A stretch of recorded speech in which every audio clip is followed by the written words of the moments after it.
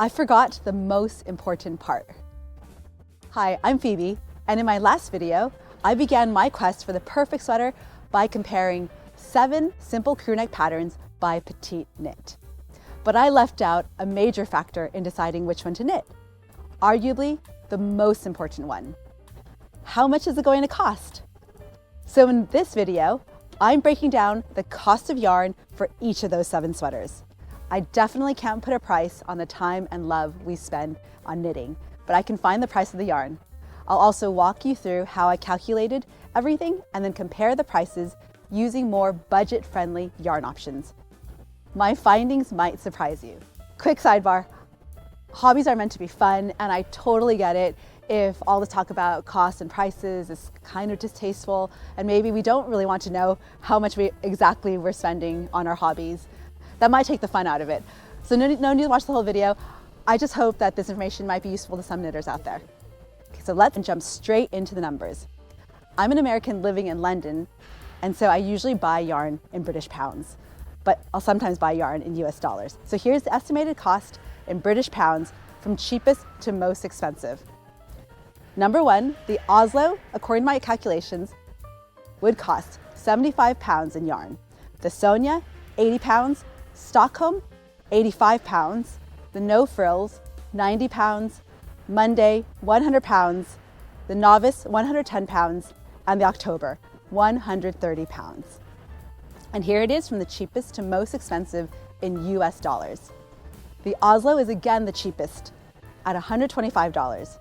Then Monday and Sonia are next at $140 each. And No Frills and Stockholm are really close at $145 each. The Novice is a little bit more at $165. And the October is also the most expensive here at $205. So let's look at the pound and dollar yarn costs side by side. At the current exchange rate, which is £1 is equal to $1.35, the Oslo sweater yarn costs £75 in the UK, which would convert to about $101. However, the same yarn costs $125 in the US, likely because Scandinavian yarns are more expensive in the US. In general, the sweaters cost about the same in both countries, except for the Monday sweater. In the US, it's the second cheapest, tied with the Sonia, but in UK pounds, it's the 5th most expensive. This difference is likely due to the knitting for olive soft silk mohair being relatively cheaper in the US, with the conversion rate closer to $1.20 per £1, making the Monday sweater slightly more affordable to make in the US. I base my calculations on a medium size since that tends to be the most popular size that knitters make. And I tried my best to use the suggested yarn combinations listed in the patterns, usually the one featured in the photos. But the one used for the Oslo is now discontinued, so I had to do a substitution there. And I used the second alternative for the Sonia because the first yarn suggested in the pattern isn't readily available in the UK or US. So by multiplying the number of skeins or balls needed with the price of the yarn, I got the total for each sweater. I rounded the numbers to the nearest £5 just to keep things simple and easy for comparison's sake. So as you can see, the Stockholm sweater in a medium requires 9 balls of silk mohair by Isair. The retail price in the UK is around £9.50 for the Isair silk mohair, and that makes the total £85. So a few findings. Number 1, the Oslo is the most affordable sweater to make on the list, but that could also be because I couldn't find the original yarn in the pattern. So I subbed in Sandnesgarn Sunday and Sandnesgarn Tin Silk Mohair, both of which are slightly cheaper options than the more expensive fingering weight and mohair options like the Tibini or the Silk Mohair by Isair. So really, it looks like the Oslo, Sonia, Stockholm No Frills, and Monday can all be lumped together. The Monday and No Frills have the exact same requirements for types and quantity of yarn, but because the knitting for olive soft silk mohair is about £2 more per ball than tin silk mohair in the UK, there's a £10 difference between the sweaters. So depending on which mohair, which fingering weight you use, it'll make the yarn slightly more, slightly less, give or take 5 to 20 pounds. The third point, the novice is slightly more expensive, but that's probably because the designer chose to make the sample in Isaïr fingering and Isaïr mohair. The October is the most expensive of the bunch in both pounds and dollars because it uses Isaïr yarn, but also takes the most yarn. Interestingly, the Sonia takes a lot of yarn, but using the PetiteKnit saves quite a lot of money.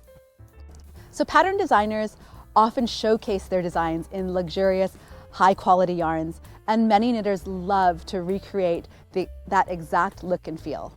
But I was also curious to find out if there could be potential savings with more budget-conscious yarn options. So what happens if we sub in more affordable yarns? I'm definitely not a yarn expert, so if you have any suggestions for great budget-friendly options, drop them in the comments. Since most of PetiteKnit's patterns use Scandinavian yarns, I looked at drops, which is known for being a cheaper option, but one that still uses natural fibers. And it's also from the same region. So here's how the sweaters stack up cost-wise using drops yarn with similar, but not exactly the same gauges.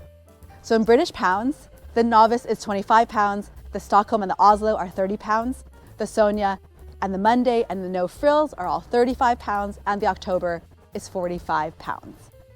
In US dollars, the novice is $35, the Stockholm, Oslo, and Sonia are $40, the Monday no frills is $45, and the October is $55. So you can see on my chart which yarns I substituted. So for example, I substituted Drops Kid Silk in for all the silk mohair options. I substituted the Drops Baby Merino for the fingering weight option, Puna for the alpaca for the Sonia, Lima for PetiteKnit, and Charisma for Jensen.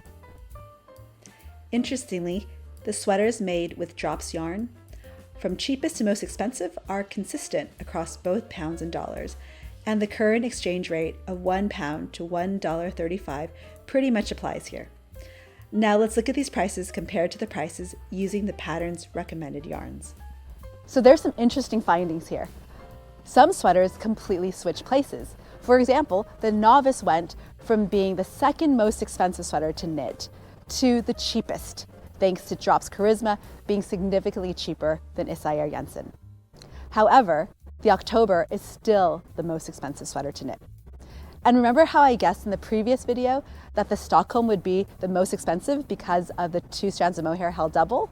It turns out I was totally wrong. It's actually the second cheapest to make in both versions. So now for some final thoughts. I haven't personally knit these sweaters with Drops yarn, so I'm not vouching for the results. But if you have, I would love to hear how they turned out.